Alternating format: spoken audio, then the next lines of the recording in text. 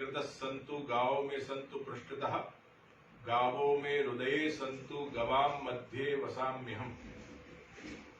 बहुत ही खुशी की बात है कि हमारे शिव कुमार जी जो टीटीडी के सदस्य हैं और उन्होंने एक बहुत ही अच्छा एक क्रांतिकारी संकल्प लिया है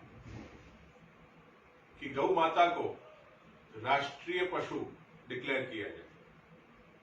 इसके लिए वो बहुत अथाक परिश्रम कर रहे हैं।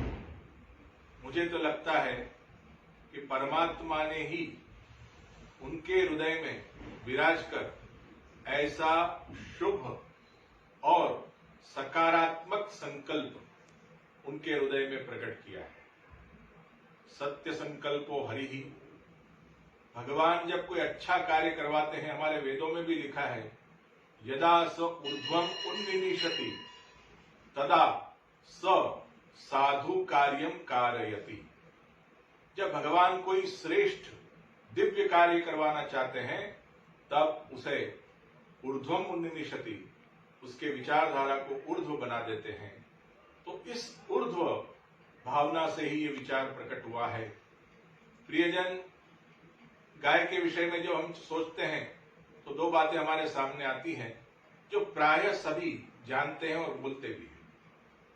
पहला मुद्दा आता है गौ संवर्धन का और दूसरा मुद्दा आता है गौ रक्षण का। जहां जहां गौ संवर्धन की बात हो उसके साथ हमें गौ रक्षा भी जोड़ना ही चाहिए। कारण है कि संवर्धन का जहां तक प्रश्न है तो हम ये सोचते हैं कि गाय, उसका दूध और गाय के दूध में से घी, मक्खन, छाछ वगैरह भी कई पदार्थ ऐसे हैं जो हमें पौष्टिकता प्रदान करते हैं। बाल्यकाल से ही मां का दूध पीने के बाद हर इंसान, चाहे वो मुस्लिम हो, क्रिस्ती हो, कोई भी धर्म का हो, हर इंसान, हर व्यक्ति बाल्यकाल से ही उस गाय के दूध का सेवन करता है। वो पौष्टिक दूध है, सात्विक प्रकार है, बुद्धि भी सात्विक होती है।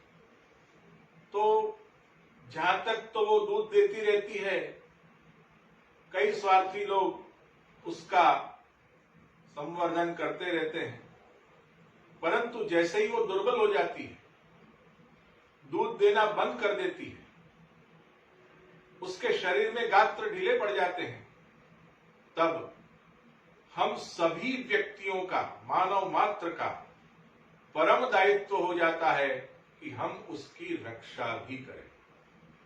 और इसीलिए हमारे सनातन वैदिक धर्म में एक बहुत ही प्रसिद्ध सूत्र हम जानते हैं, बोलते हैं कि दया धर्म का मूल है। किसी भी धर्म को ले लो,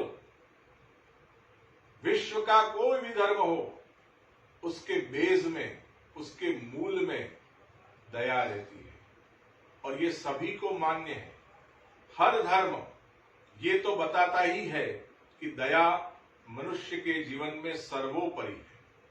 और इस सिद्धांत को यदि हम देखें तो दया कब जीवन में जरूर होती है किसी व्यक्ति को, पशु को या कोई भी कारण को, कि जब कोई व्यक्ति सामर्थ्यवान होता है, उसमें संपूर्णता होती है, वो बलवान होता है, तब तो उसको कोई आवश्यकता नहीं होती है। परंतु जब वह विवश हो जाता है, असामर्थ्य वाला हो जाता है, शारीरिक रोगों से ग्रस्त हो जाता है, तब उसे वास्तविक मदद की आवश्यकता होती है। तब प्रत्येक व्यक्ति परस्पर यदि दया रखते हैं तो हर व्यक्ति एक दूसरे व्यक्ति का एक अलग प्रकार से सम्मान करते हुए एक दूसरे का संरक्षण और रक्षण भी करता है। इसी प्रकार जब गाय दूध देना बंद करे तब उसकी रक्षा भी उतनी ही आवश्यक होती है। प्रियजनों, आज के सामयिक दृष्टि से यदि हम देखें तो गौ माता ये पवित्र तो है ही, और साथ साथ हमारे यहाँ ये भी एक मान्यता है कि 33 कोटि देवता का भी इसमें वास है। प्रियजन, ये निश्चित बात है और अलग अलग भावना को यदि हम देखें तो धार्मिक दृष्टि या लोकोपयोगी दृष्टि से भी यदि हम देखें तो गाय का हमारे जीवन में अत्यधिक महत्व है और उस महत्व को उजागर करने के लिए यदि गाय को भारत में राष्ट्रीय पशु का स्थान दर्जा मिले तो ये एक बहुत बड़ी क्रांतिकारी विचारधारा का जन्म होगा। मैं तो मानता हूं कि अभी जो पदयात्रा शिव कुमार जी कर रहे हैं ये इसका पहला स्टेप है।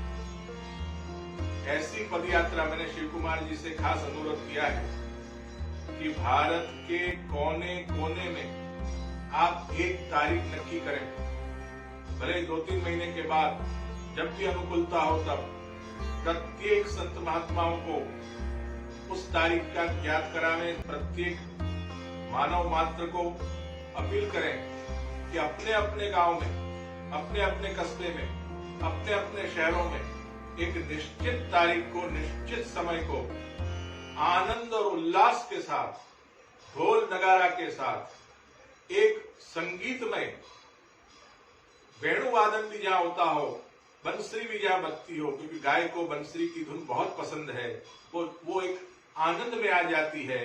तो ऐसे प्रकार से संगीत के माध्यम से एक अत्यधिक सुंदर सामूहिक पदयात्रा का आयोजन एक समय, एक ही तारीख को पूरे भारत में और विश्व के कोने कोने में भी यदि निकले तो एक बहुत बड़ा संदेश पूरे मानव जाति को जाएगा और एक बहुत बड़ी क्रांति, जो विचार, जिस विचार से हम शिव कुमार जी ने अच्छे प्रभु ने उनके द्वारा जो संकल्प किया है, करवाया है, उसको बहुत बड़ा बल मिलेगा।